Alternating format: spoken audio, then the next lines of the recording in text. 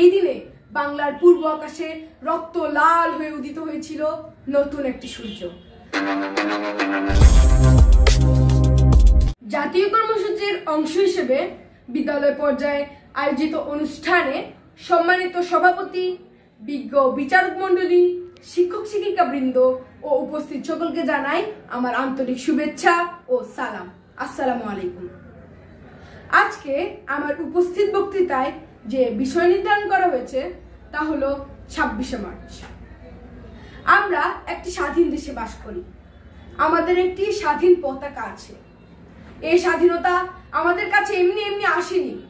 এই স্বাধীনতার জন্য জীবন দিতে হয়েছে লাখো কোটি বাঙালির। এই স্বাধীনতার জন্য অনেক মা তার সন্তানকে হারিয়েছে, অনেক বোন তার ভাইকে হারিয়েছে, অনেক স্ত্রী তার স্বামীকে হারিয়েছে, অনেক সন্তান হয়েছে পিতৃহারা। অনেক মা বোনের ইজ্জতের বিনিময়ে আমরা পেয়েছি আমাদের স্বাধীনতা। 26শে মার্চ মহান স্বাধীনতা দিবস। 1971 সালের এই দিনে বাংলার পূর্ব আকাশে রক্ত লাল হয়ে উদিত হয়েছিল নতুন একটি সূর্য। বাংলার আকাশে উড়ছিল লাল সবুজের পতাকা। বিশ্বের বুকে জন্ম নিয়েছিল বাংলাদেশ নামক নতুন একটি দেশ। আমি আমার বক্তব্যের শুরুতেই গভীর শ্রদ্ধার সাথে স্মরণ করছি হাজার বছরের শ্রেষ্ঠ বাঙালি, স্বাধীনতার মহান স্থপতি, জাতির পিতা বঙ্গবন্ধু শেখ মুজিবুর রহমানকে। তার সাথে আরো স্মরণ করছি বাংলার সন্তানদের, যারা কিনা স্বাধীনতা যুদ্ধে নিজেদের জীবন দিয়ে আমাদেরকে উপহার দিয়ে গেছে স্বাধীনতা, একটি ভূখণ্ড, একটি দেশ যার নাম বাংলাদেশ।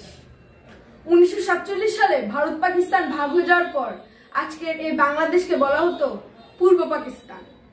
1971 সালের 26শে মার্চে যেতে হলে আমাকে যেতে হবে 1952-এর ভাষা আন্দোলন, 1954-এর যুক্তফ্রন্ট নির্বাচন, 1956-এর সংবিধান আন্দোলন, 1958-এর মাসুল বিরোধী আন্দোলন, 1966-এর 6 দফা আন্দোলন, 1969-এর গণঅভ্যুত্থান এবং 1970-এর সাধারণ নির্বাচনের মধ্যে দিয়ে।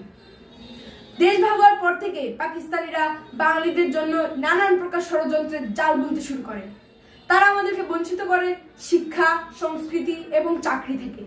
এরই প্রতিবাদে 1971 সালের 7ই মার্চ রেসকোর্স ময়দানে এক বিশাল জনসভায় বঙ্গবন্ধু শেখ মুজিবুর রহমান বলেন, এবারের সংগ্রাম আমাদের মুক্তির সংগ্রাম, এবারের সংগ্রাম স্বাধীনতার সংগ্রাম।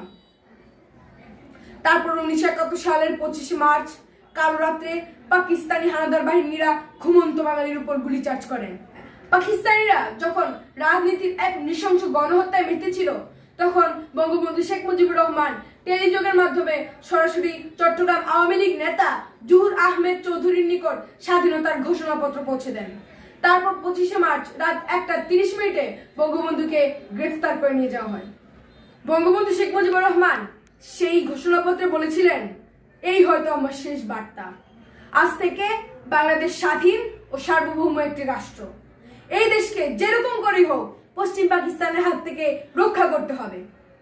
তারপর 26শে মার্চ এই ঘোষণাপত্রটি চট্টগ্রামে পৌঁছে যায়। তবে সেই মুহূর্তে চট্টগ্রাম বেতার নিরাপদ না থাকায় সেখানে অবস্থানরত আওয়ামী লীগ নেতৃবৃন্দরা খুব দ্রুত সময়ের মধ্যে দুপুরের মাঝে কালুরঘাট স্বাধীন বাংলা বেতার কেন্দ্র স্থাপন করে।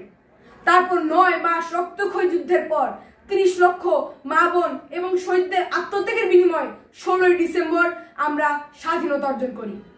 প্রতি বছর 26শে মার্চ আমরা সেই শহীদদের শ্রদ্ধার সাথে স্মরণ করি। পরিশেষে বলতে চাই, যাদের রক্ত এবং জীবনের বিনিময়ে আমরা পেয়েছি আমাদের স্বাধীনতা, তাদেরকে আমরা কখনো ভুলব না। ধন্যবাদ সবাইকে।